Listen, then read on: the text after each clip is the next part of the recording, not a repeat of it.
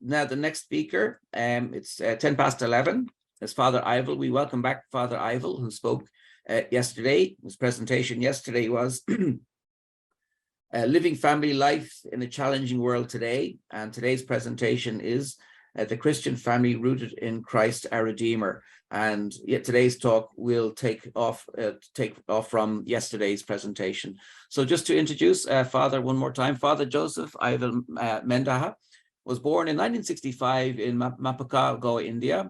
He was professed Redemptorist in 1983 and ordained a priest in 1991 and is a member of the Vice Province of Majella in India, and has since been elevated to one of the 6 consultors for the Redemptorists in Vatican, Rome since last October.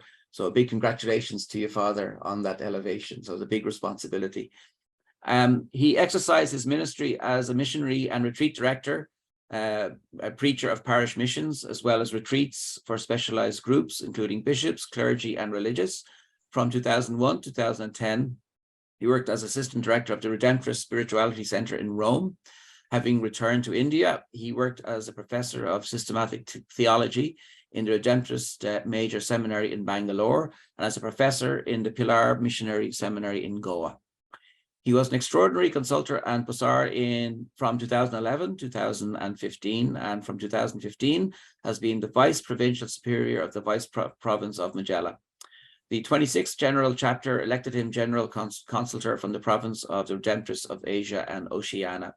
And also, Father spent some years in Ireland in his training as well. So we had a good chat on Ireland and our common experiences there.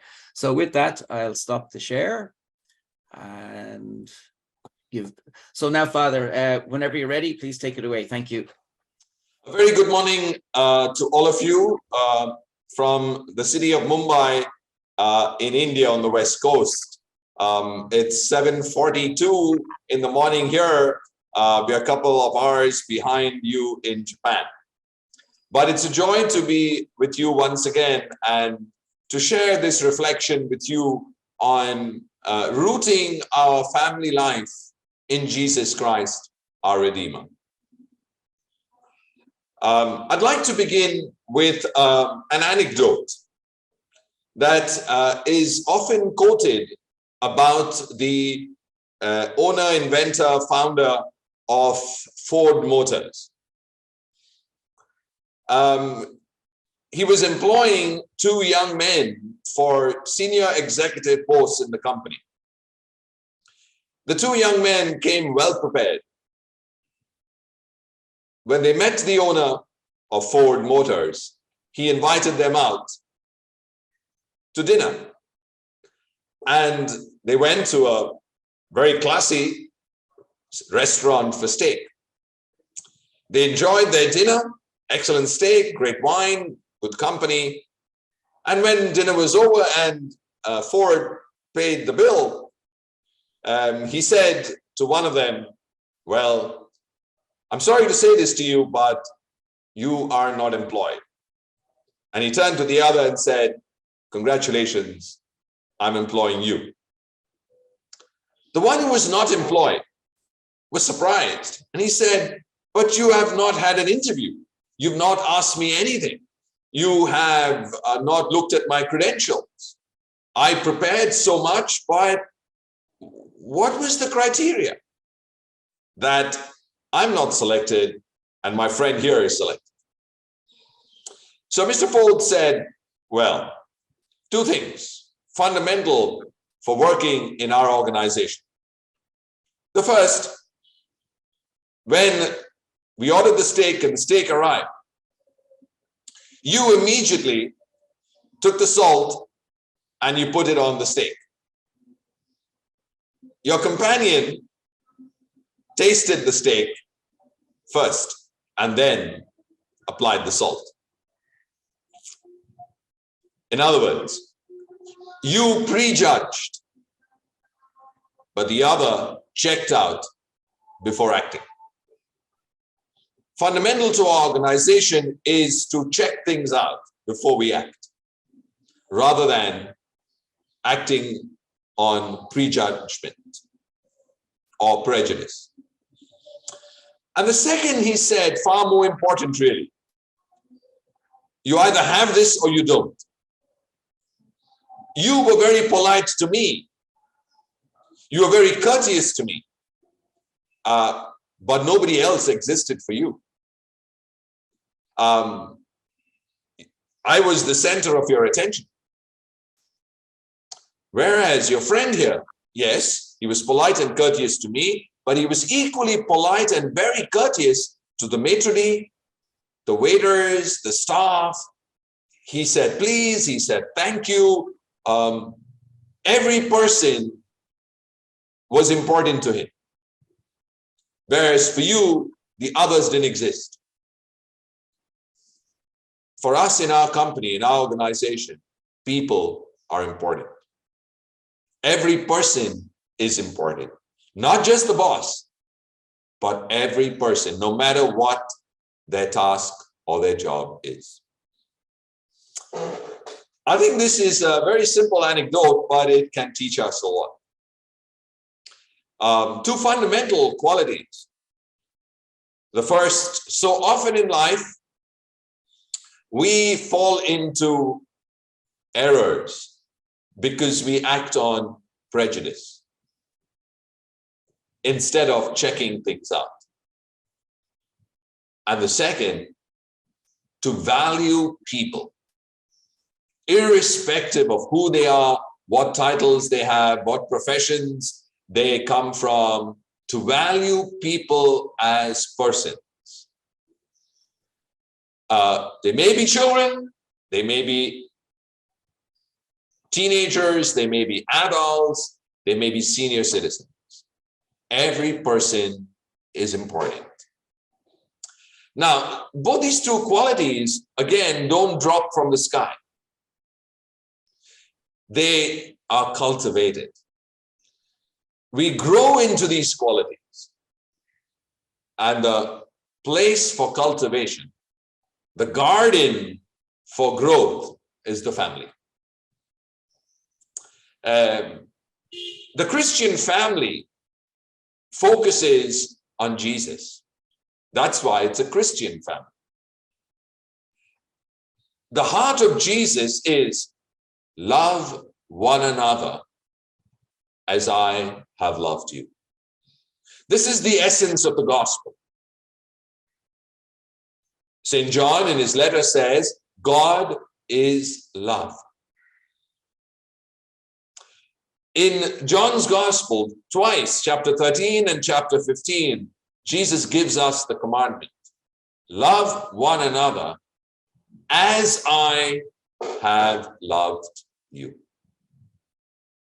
The key words here are as I. This is not any love. This is Jesus's love, which is his life. The life of the Father is love. The Father is love. And Jesus says, to see me is to see the Father. Therefore, to see Jesus is to see the love of the Father in fullness. Now, I'm using this word love, love, love. What does this mean? I'm not sure of Japanese, but in English, there are many ways in which we understand this word love. For many, in English, love is equivalent to liking. So somebody might say, oh, I love chocolate mousse, or I love butterscotch, or I love chocolate ice cream. That is not love. That is liking. You like one thing, today you might not like it tomorrow, but that's not love. Love is different. Or again, a young girl seeing this handsome guy with six-pack muscles and everything says, wow, I'm in love with him. Or the young man sees this stunning model and says, wow, I'm in love with her. What is that? The same word love. Well, that's infatuation. That's attraction, which is nice. But that's not the love Jesus is talking about. Or novels, films use the expression, they had a night of passionate lovemaking. We made love. That's an expression in English to say they had sexual intercourse. Jesus says, love one another as I have loved you. That's not the love he's talking about. That's a dimension of love in marriage, but it's not the fullness. So this word love, used widely, has so many interpretations. But what does Jesus mean is the question.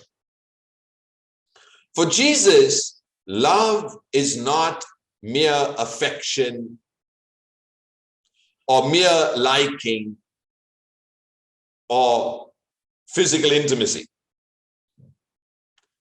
Love is more than all of this. Love is a decision. It is a decision of the will, of the mind. Our modern culture uses the heart. And yet the heart is the seat of feeling. But true love is much more than the heart. It's the mind.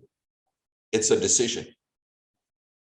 Let me give you an example to bring this out. Many years ago, a young couple, very in love, I'm using the expression in love, got married. And not long after their marriage, they were driving. And while driving, they met with a severe car accident. The husband escaped with minor injuries. After a couple of weeks, he recovered. But the wife, unfortunately, not only sustained multiple fractures, but she had a broken jaw and severe facial scarring. It took a lot of work, months for recovery. The best cosmetic surgeons tried to put her face together using skin grafting. They tried their best to fix her jaw. They did what they could. And the day came when the cosmetic surgeon was going to remove the bandages around her face. And she would now see herself in a mirror for the first time after ages. As the surgeon removed all the bandages, he had managed to put her face back together. But the lips, no matter how much they tried, would be slightly crooked. They would not match perfectly. And the scars were still there. And that might take a couple of years to vanish. With trembling hands, the surgeon showed her the mirror. As she looked at herself, at her face, now somewhat put together, but still scarred, and crooked lips, she screamed in horror. Standing by her side was her husband holding her hand, as she sobbed bitterly. The husband then took the mirror away. He lifted up her cheek, her chin, looked into her eyes, and said to her, "Darling, I love you. For me, you were, you are, and you will always be my beautiful lady love. Nothing matters but you. I love you." And then he drew his lips to kiss her crooked lips. As difficult as it was, he did. And he kissed her tears with his lips. The surgeon, watching this, had tears in his eyes. And he writes, "Sometimes God walks upon this earth disguised as a human being. Today, I was in the presence of God." The husband said, "Darling, I love you." What was that love? Was it like? There was nothing much to like there. It was horrible. Was it infatuation? Certainly not. There was no attraction there. Was it sexual intimacy? Not really. It was a decision. Despite how you are and how you look, I accept you as mine. Love is that decision. This is very deep, and it's much more than mere affection or liking or infatuation or physical intimacy. This is the mind, a decision. When we follow Jesus and he says, "Love as I loved you," we're looking at Jesus who makes a constant decision. The Father made a decision to send Jesus, his Son, to be with us, to accept us, to care for us, to share his life with us, to forgive us. This was the Father's love. It was a decision to come amongst us as his Son, Jesus.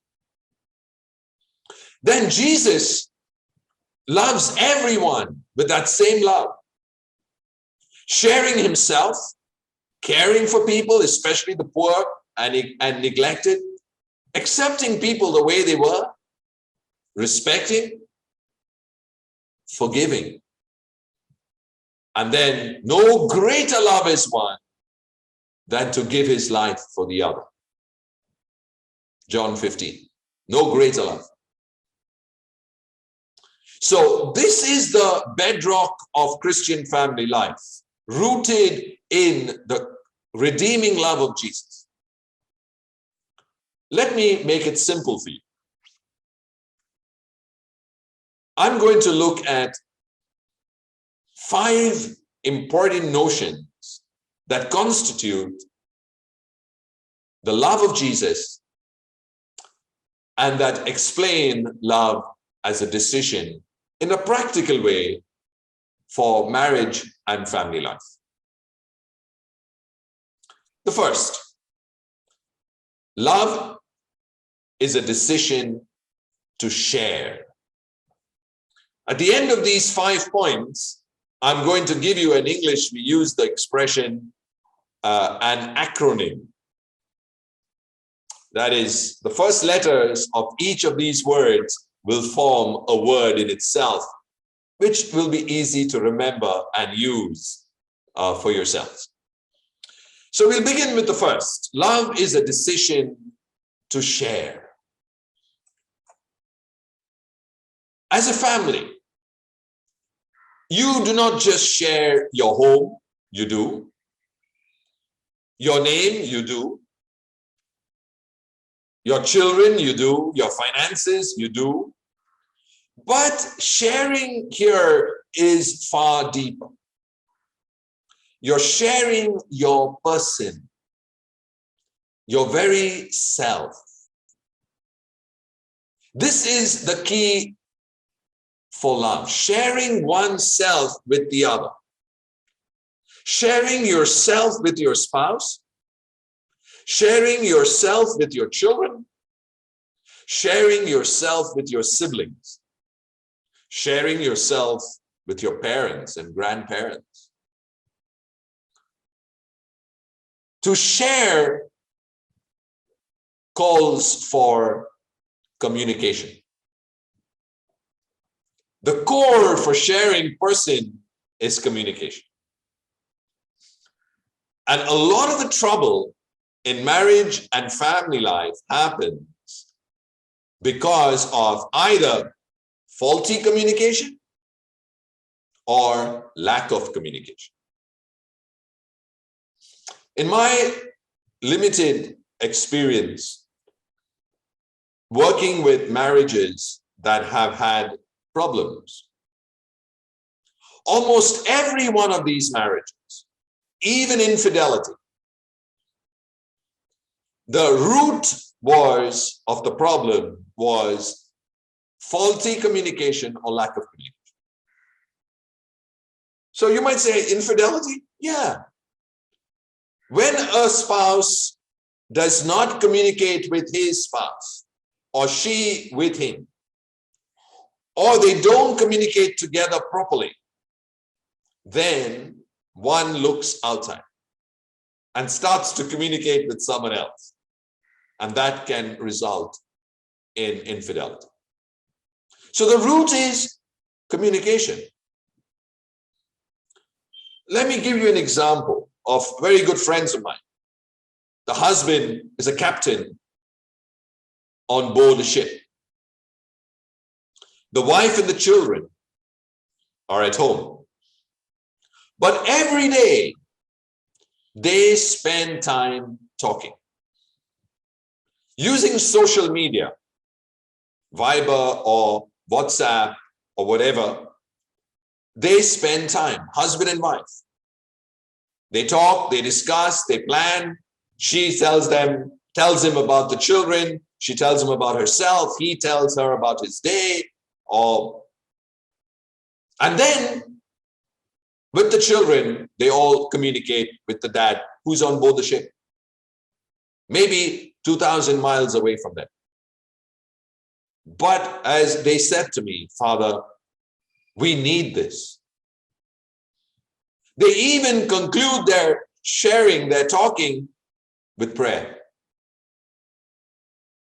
So for this couple and family, love is a decision to share, to communicate despite physical separation, long distances, lack of personal presence, physical, they still communicate. It's good to ask yourself, how much time do you spend communicating as spouses? How much time do you spend together communicating as a family? Part of communication is the importance of listening. Listening is crucial. In any relationship, if we don't listen, then we act on prejudice or we act without understanding. So again, give you an example. Good friends of mine were having a lot of trouble, a couple, with each other.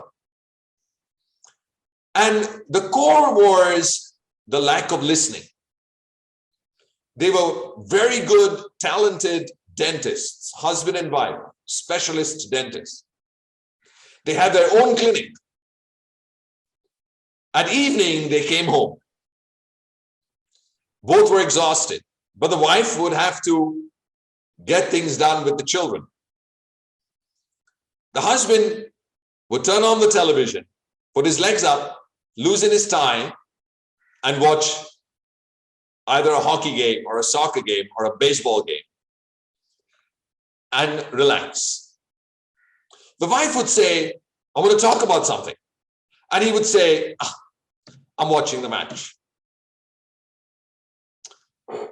Now, she would get frustrated.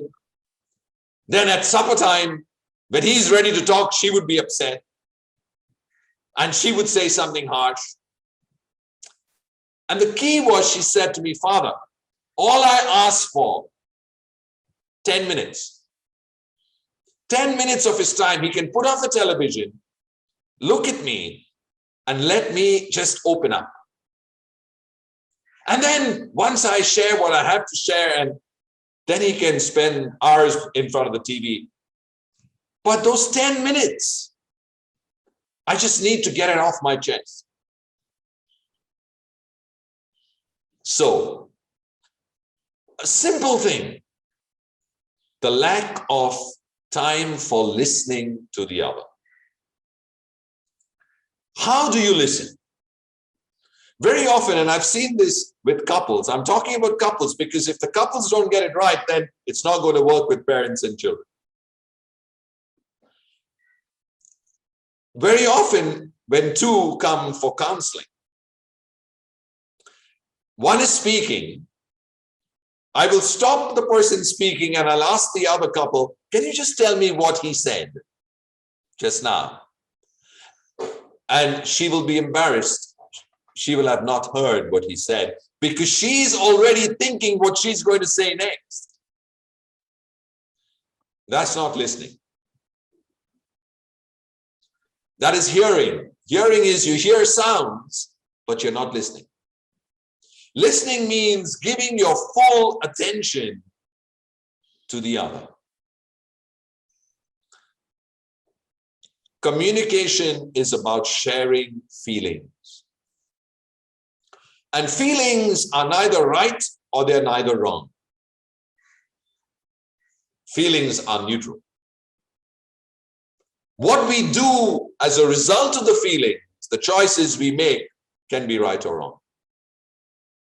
So if you're feeling upset, you're feeling upset.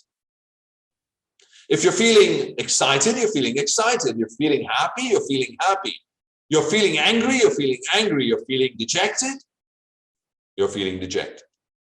But you need to share this. And the other needs to listen. To listen without prejudice. To listen with acceptance. The more we communicate, we share and listen amongst yourselves as spouses, and then similar, parents with children, children with parents, siblings, the more easy, softer family life is. Another aspect to communication is that communication is not only verbal, that is using words. We communicate through our eyes, through our facial expressions, through our gestures, through our voice tone. We also communicate by not saying anything. And sometimes in English, we use the expression to give him or to give her the cold treatment, or the fridge treatment, or the icebox treatment. That is, say nothing. And sometimes that is even worse than words. So to be constantly aware, conscious, how am I communicating? That's the first. Love is a decision to share. Share your person means share your time. Share your person means share your talents. Share your person means share your wisdom, your understanding, your abilities for your spouse, for your children, for your parents, for your elderly grandparents and parents. This is a decision. to give yourself through communication. The next, and I touched on it yesterday, love is a decision to care, the letter C. Caring in English comes from, and Neil will smile here, an Irish word, cara, Gaelic word, which means soul friend. Or the Gothic word or the Germanic word, which again means friend, cara. Or the Spanish or Italian word, cara, means dear. So in English, when I say I care for you, I'm saying you are special to me. You are dear to me. You are as close to me as a soul friend. Caring is doing little things for each other. Showing affection. And showing affection can be done in a variety of ways. A pat on the back, a hug, a kiss, holding hands, sitting together on the couch, watching a film together holding hands, praying together holding hands, listening to music together, going for a walk together, exchanging little gifts with one another, surprising each other, not just on birthdays with a special card or a special note or a special gift. You can do this anytime, any day. Giving flowers to one another. There's an interesting story told about a young man who every day would go to the florist and would buy a red rose. And he did this days on end for months and months and months.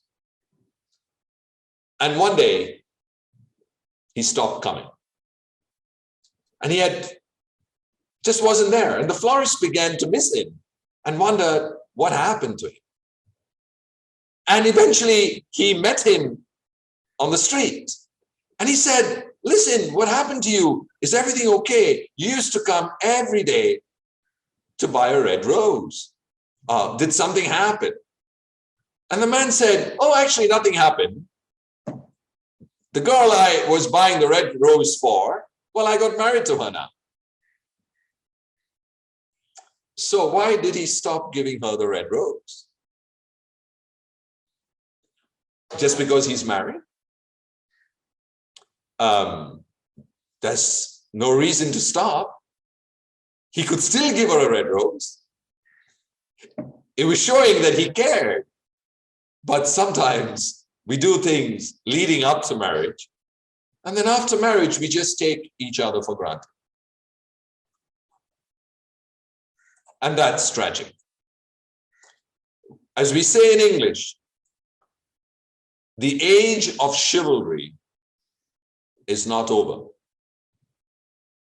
That is, the need to be courteous, to open the door for your spouse, your wife, to let her into the car, to let her adjust herself in a chair, to do an act of gentleness, of care for an elderly parent. These have to become part and parcel of our life. The tragedy is we take each other for granted. I admire my sister and brother-in-law. They are nearly 31 years married. But the way they care for each other. My brother-in-law goes to sleep early at night and my sister watches television. But he wakes up early and he would have kept everything ready. Her cereal, her fruit cut and cleaned and kept, She loves to sleep a little late, and he'd have everything ready for her to wake up, get ready, and have a breakfast, all set. He cannot cook, but she will cook and do everything about cooking, and he will clean. He'll do dishes, he'll do the housework, he will, after a party, he will tell her, you've cooked, you've done everything, you put your legs up and relax, and he will do all the dishes. He'll do all the cleaning up. This is the way the two of them live their life of caring, doing little things for each other. And so it's worth asking yourself in your family, how do you care for each other? You are not being asked to do impossible things. That's not caring. Caring is doing little things for one another, and that's a decision. The third, love is a decision to accept. The letter A. A woman was once asked, after 50 years of married life, were you ever tempted to divorce your husband? And she said, divorce? Never. But murder many, many times. This is a joking reminder that we are different people and we can get on each other's nerves and we can irritate each other in your spousal relationship, in your parental-children relationship, in your relationship as siblings. Family life can cause disagreements, arguments, differences of opinion, misunderstandings, tensions, conflicts. We need to accept the other as he is, as she is. The problem very often faced in marriage and in family is that I want the other to be like me. I want the other to think the way I think, to act the way I think, to like the same things I like, to do the same things I do. But that's not love. Love is saying, I am unique, but you are unique too. And I accept you with your uniqueness, with your way of thinking, with your way of acting, with your wonderful talents, but also with your odd ways of behavior. And listen, all of us have odd ways of behavior. I can spell out a lot in my own odd ways of behavior. So I get up very early in the morning, 3:30. That is very odd. And I go to bed at 9:30 at night. Now, for some people, that's odd. But love is a decision to accept. So I'm passionate about cricket and football and sports, but I do not have time for movies. I'm not fascinated by movies. I could take a book and bury my head in a book. This is me. The other is invited to accept me, but I'm also invited to accept the other. If he or she goes to bed late, that's okay. If he or she gets up late, that's okay. It's not the end of my world. If he or she likes movies and partying, that's okay. It's not the end of my world. I learn to accept, adjust, adapt. Most times we are in conflict because we force our way on the other. And that's problematic. One day, a married lady, a friend of mine, said to me, Father, I prayed to God, God, you love my husband and I will change him. I said to her, actually, you should change that prayer and say, God, you change my husband and I will love him.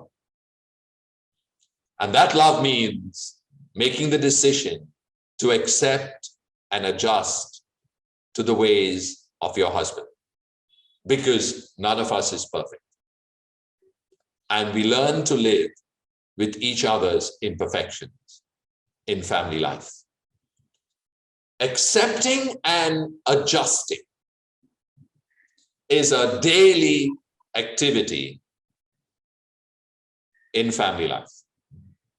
Very often, many times in the one day, we have to learn to keep adjusting, keep accepting one another.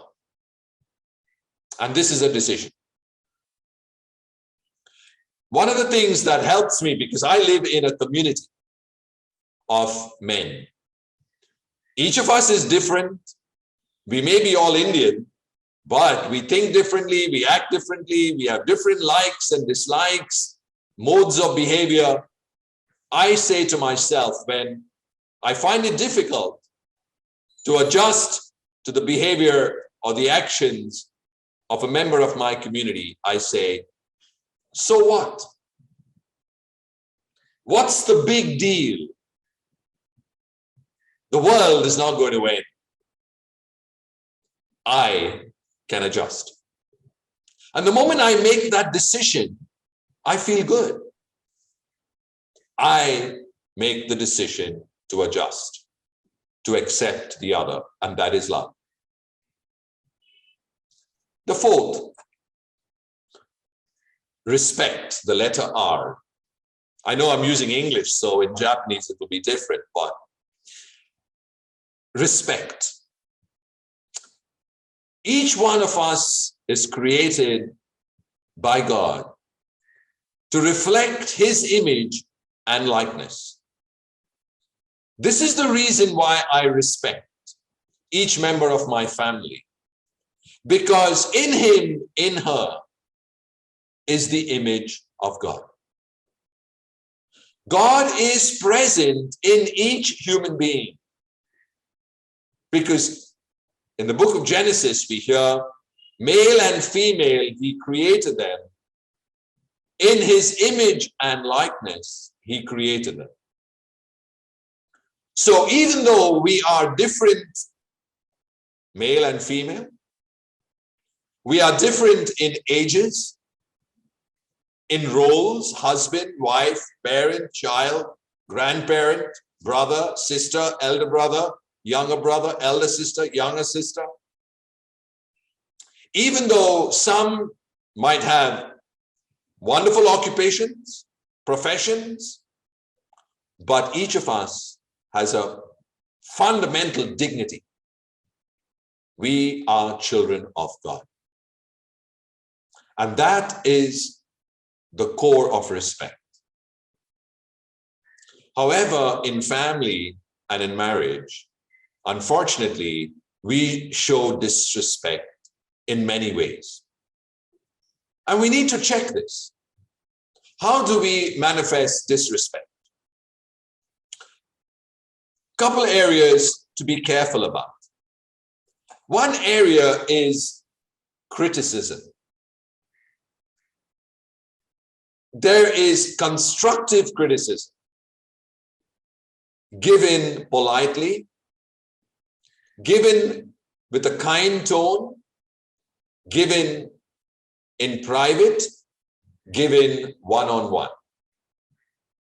But unfortunately, the error we make is that we very often criticize harshly, rudely, using expressions that hurt. And worse, we do this in public.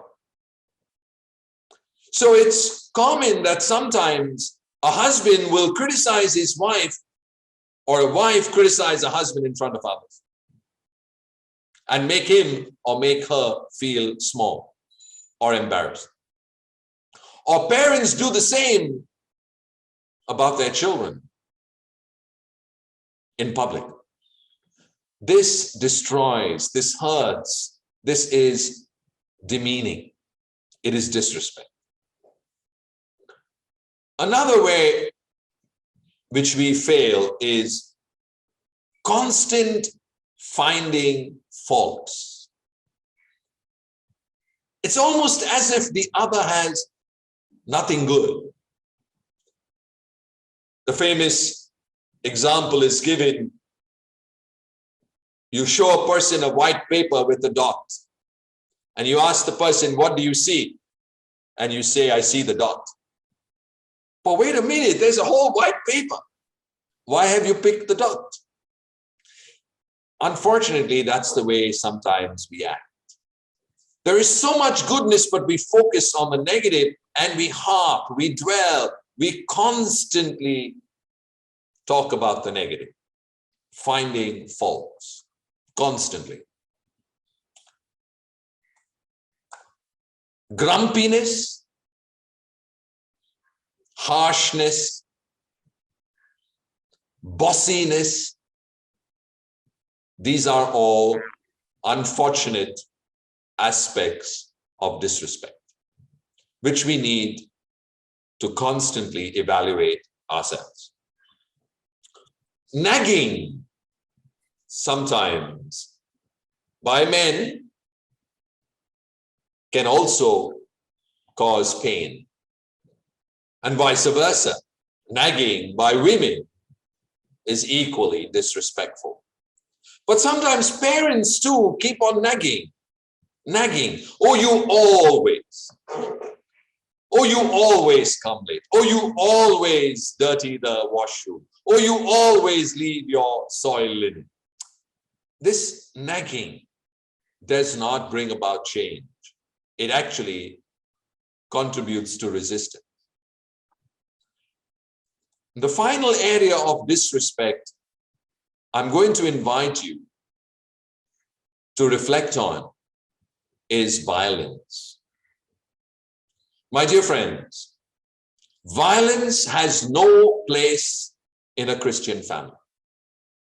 It is the supreme act of disrespect. We are not to raise our hands violently on one another, be it a spouse, be it parents, or vice versa, even children sometimes on their aged parents. Violence is a sin. There is no two ways about this.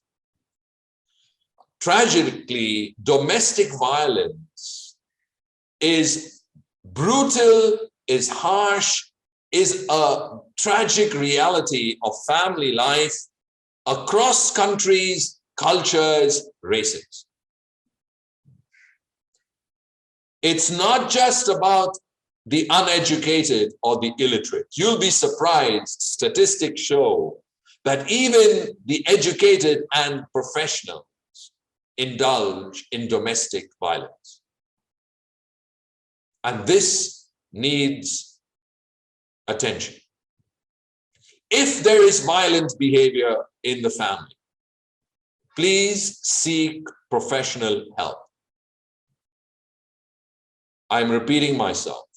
If there's violent behavior in the family, please seek professional help. There are underlying issues that need to be addressed. It is not right to say, I hit you, therefore forgive me. No. You're using violence. Violence is not just physical. Violence can be verbal. Violence can be non-verbal. Violence can be also threats. We need to take a look. I'm not going to spend too much time on this. You can have a whole webinar on domestic violence and its tragic results. The fifth, F, forgiveness.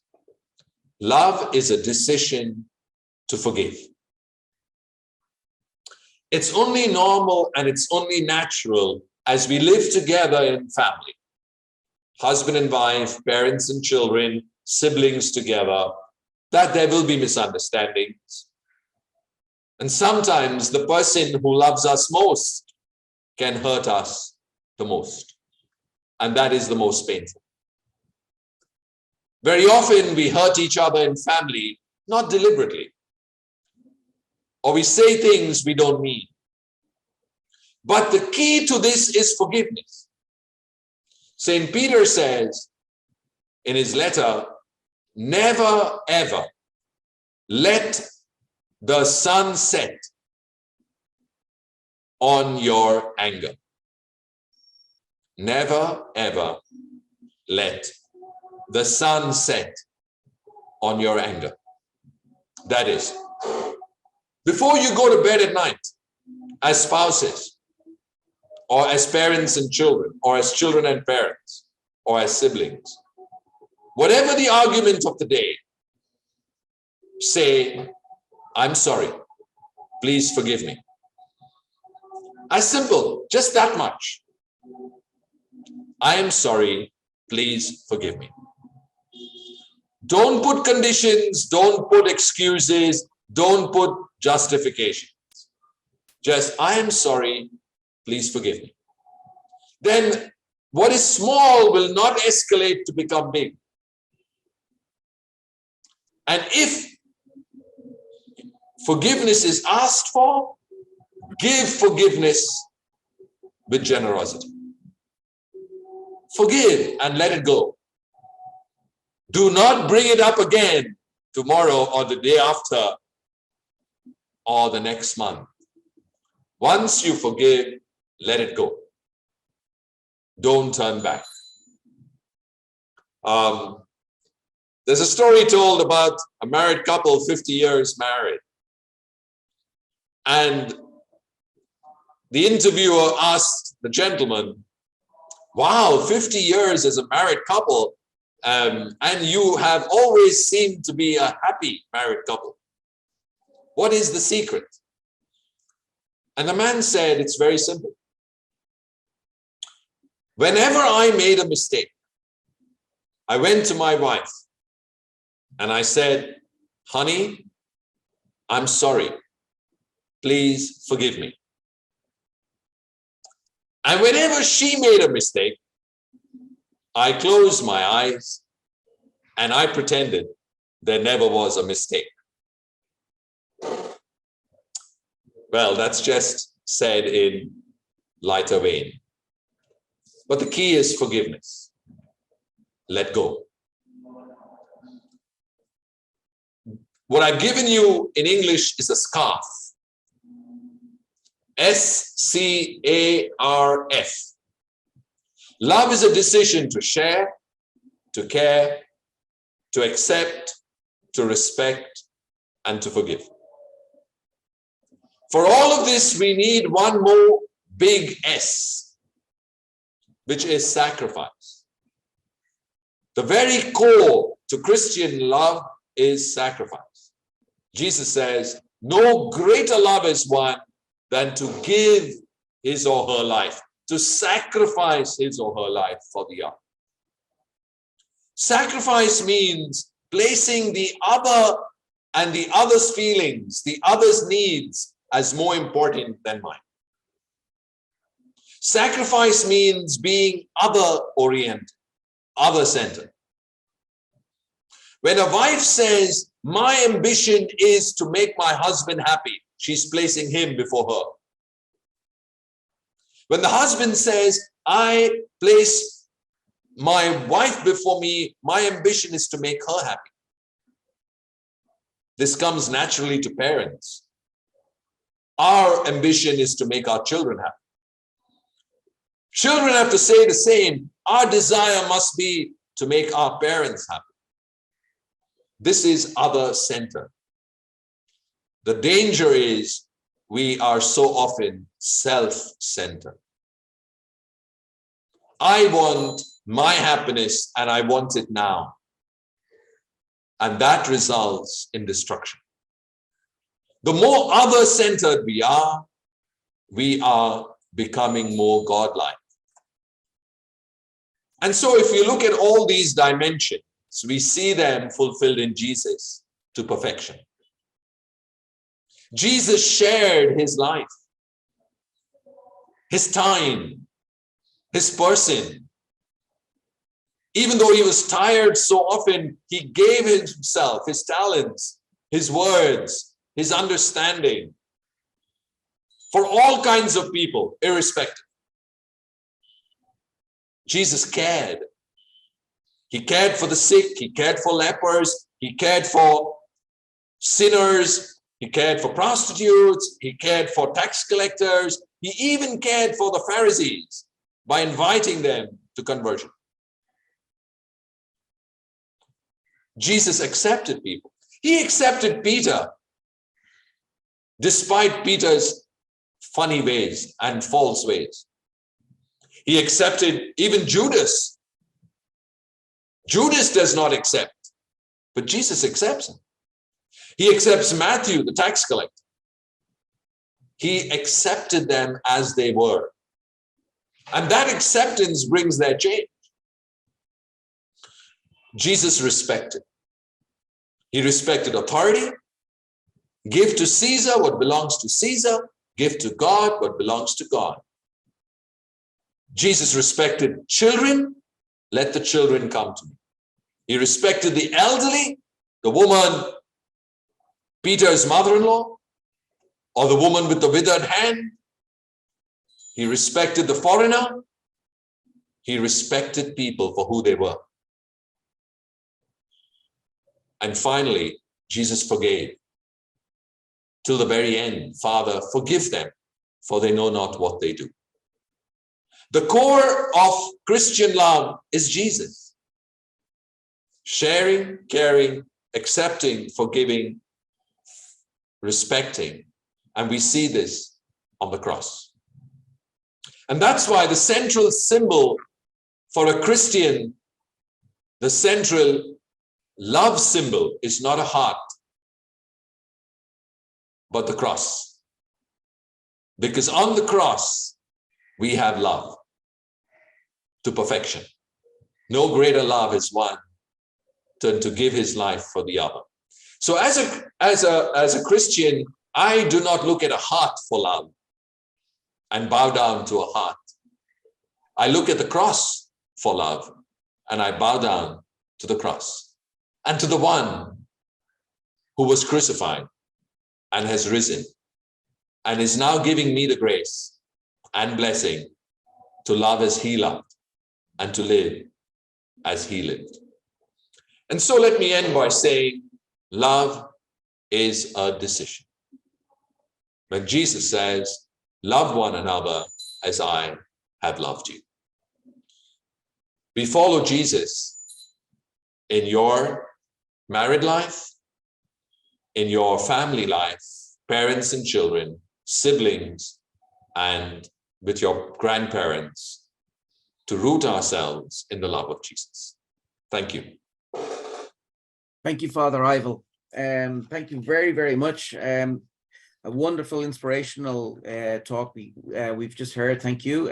Especially, it matches so well with the theme on the family, and especially, you know, the situation across the world, Japan included, you know, not being afraid to talk about the issues such as domestic violence, you know, because it does happen. And we don't hear it too often, frankly, you know, perhaps in our parishes, in our ministries, you know. So thank you for talking on such a difficult topic. I know that in Japan it is actually a big topic, so thank you for that, Father. And also for the scarf. I'll always, now winter coming in, I'll be wearing that scarf with extra zeal and with an extra meaning as well. And if I may, I'd like to, maybe afterwards, when you're less busy, I'd like to forward something, Fires, which was a program which had similar ideas in relation to communication and on the family, and was run by a friend of mine, a Father Donnan.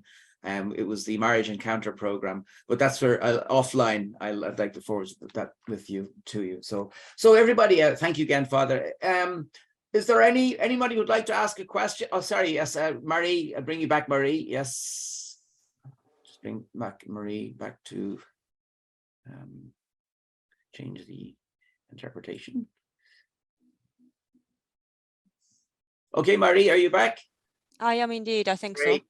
Thank you very much. I don't see any questions at the moment, but Right. everyone's... I'll just ask again. So everybody, you're more than welcome to pose a question. You can use the Q&A button, or you can write on chat, or you can wave your hand, use the emotions button, wave your hand, and you can actually speak a question if you wish. もしもご質問がある場合は、Zoom の下の方の Q&A に入れていただくか、もしくはリアクションの中のこの手を挙げるサインがあると思うんですけれども、それを挙げて質問してください。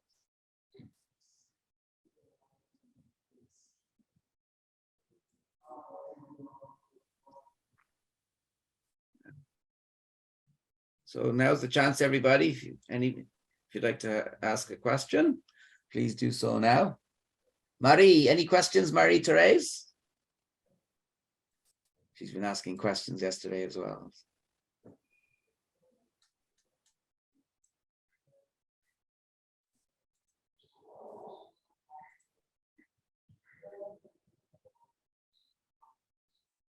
Oh, here we have a question, yeah. So thank you, Marie. Here's the question, Father. My husband is not Christian, but should I continue to maintain the rule of love in hope? Absolutely, absolutely. You share Jesus with him through your caring, accepting, forgiving, respecting, and sharing. That's the best gift to him who is not a Christian. You are giving him Jesus. Sometimes we share Jesus not by words, but through our life. And so it's not a problem if he doesn't become a Christian. You are sharing Jesus by your life of love. And that's the best gift he receives. If Jesus invites him to follow him, that's okay. If he doesn't, that's also okay. But you keep sharing Jesus through your life of love. That's interesting. It's just odd, of course, in St. Paul, is a blessing for Jews, but widened to Gentiles. And obviously that all the Gentiles who were excluded previously are brought into Jesus' love. ちょっと日本語に直させていただきます。ご質問があったのは、クリスチャンでない夫を愛するべきかというご質問だったんですけれども、もちろんそれは愛するべきであって、もしもその旦那さんクリスチャンになればいい、それでもいいし、クリスチャンじゃなくてもいい。とにかくイエスを毎日その夫に愛することによってイエス様のことを伝えるということが大切だということを神父様はおっしゃっておりました。Thank you, sorry. And Marie has responded, thank you, I will do. So Marie, who posed the question, that was her answer. So I think that also with family as well, Father, sacrifice and wearing the scarf, it actually is the model for evangelization as well, right? Absolutely, absolutely. Yeah. I think being a minority Christian community in Japan, I think it's to have in our mindset not to be on the box proselytizing, but actually living our life, and by our life is the actual. Exactly, as Jesus said, by this shall all know that you are my disciples, if you have love one for another. So people need to ask you, why are you like this? That you share, you care, you respect, you forgive, because of Jesus. That's the supreme way of evangelizing, is living the life of love.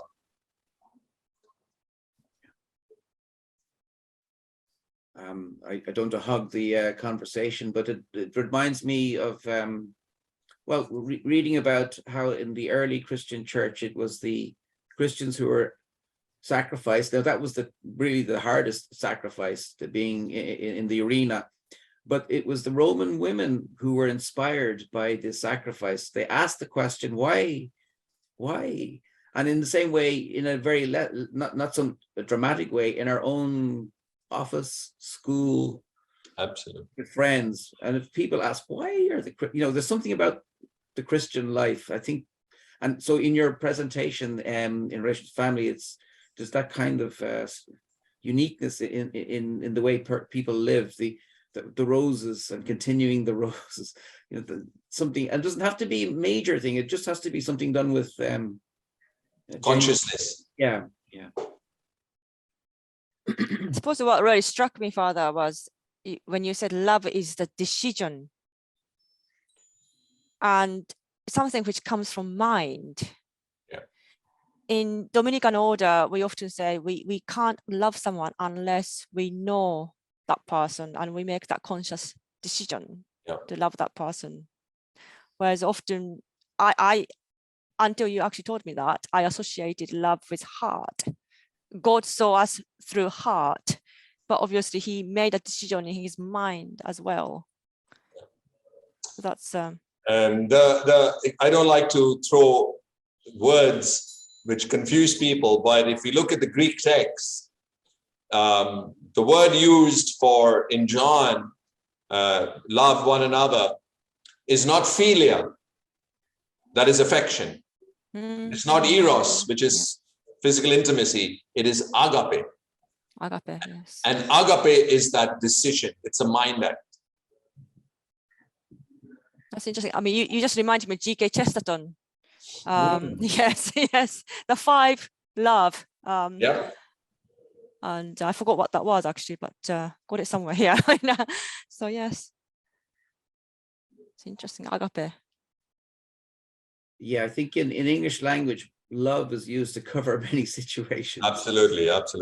Whereas in Greek, there's very clear. Yeah. Father, do you know what is agape in Hebrew? No, the word doesn't come to mind immediately because the text was Greek. So, Yeah. So, if anybody would like to ask a question or a comment or any feedback?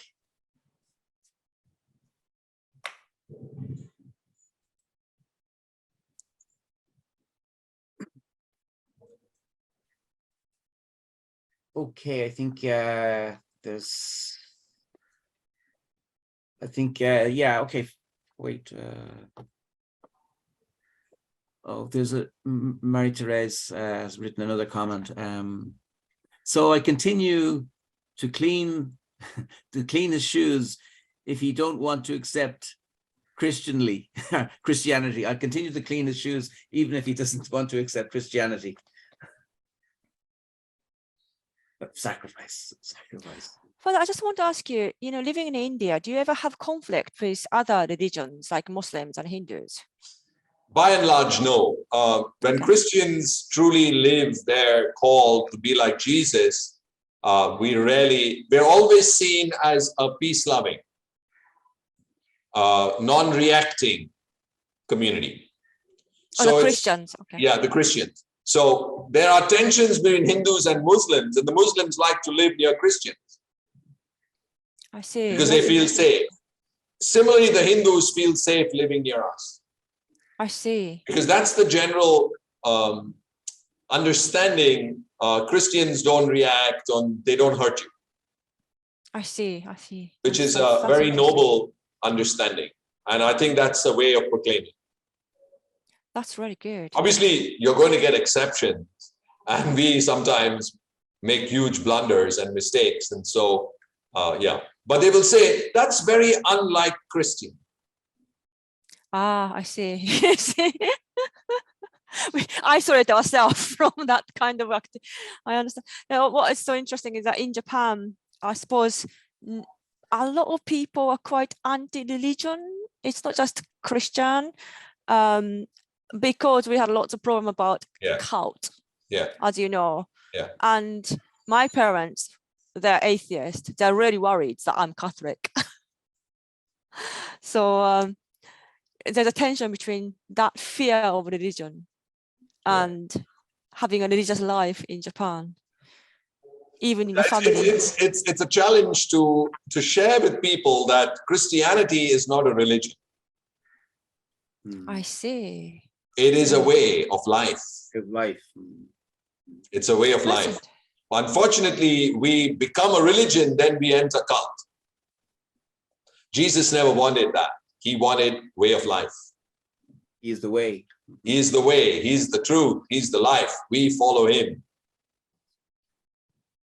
And the way is love. The life is love. The truth is love. Or another word that Pope Francis uses is compassion. Mercy. Mercy. Milashit, are you worried about, for example, in the US, a division which is created by within a Catholic community? Is this polarizing, opposing notion of conservative Catholics and more liberal Catholics? I think all sides, conservative or liberal, have to come back to the gospel. Yes, absolutely. When we move away from the gospel, we get caught up into positions. Yes. So the conservatives need to ask themselves, am I following the gospel? And what is the core of the gospel, the 8 Beatitudes? The liberals also have to ask themselves, am I following the gospel? The core, the 8 Beatitudes. Yes. Very often we are forgetting the gospel and we are getting caught into unnecessary positions. And that's why Pope Francis is again and again reminding us, come back to the gospel. Yes. Which is what Vatican II did in Dei Verbum. Yeah. But many people don't like Vatican II. So well, because we are comfortable in religion and in practices. The gospel is too challenging. Yes, I heard that so many times. Yes, but we have to remember that God has given us desire to learn and desire to love. Yeah. He has put a mind in us to make a decision on love and to learn about him. Absolutely. And, interesting. Thank you. Father, before we let you go, I have to ask you about Our Lady of Perpetual Help. Yeah. Of course, just in relation to family, if you were with your community or Redemptorist priests with a community, how would they talk about Our Lady of Perpetual Help in relation to, say, retreat? A short answer, not too long. I don't want to take up too much of your time. But what would be the inspiration of Our Lady of Perpetual Help for, say, a family in difficulty? So the meaning, Mother of Perpetual Help. There are two phrases: the Mother, our Mother, and Perpetual Help. So the word mother in itself is a key to family life. She is the mother of her family with Joseph and Jesus. And we learn so much from her in the way she handled crisis, in the way she handled adversity, in the way she handled the challenging moments. And I'm not going to go through all of that. We learn from her. Then the perpetual help. Who is the perpetual help? It is Jesus. She is the mother of the one who is our perpetual help. And she has him in her arms and she points to him. So she's saying to us who look at her, follow him. You've come to me, I'm pointing to him. He is the way, the truth, and the life for your family. He's taking you to the Father, to your Father and to my Father. And he is your help. My help is I will give you him. I will remind you to go to him.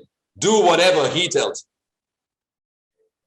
So that's in a nutshell.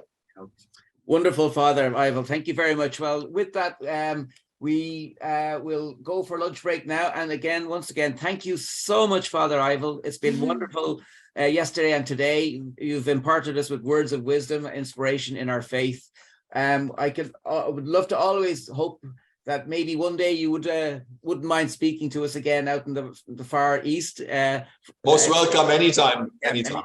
I know you're busy, but maybe sometime in the future. But with that, thank you again so much. I bid you every success. And God bless. in And your many blessings on your work, many blessings to all the participants. May the Lord watch over you and protect you as we journey through this beautiful season of Advent. God bless. Amen. God bless. Thank you very much, Father. Thank you. Take Bye-bye. care of yourself. Bye-bye. Bye, Marie. Thank you. Bye. Bye. Thank you. Thank you. Father.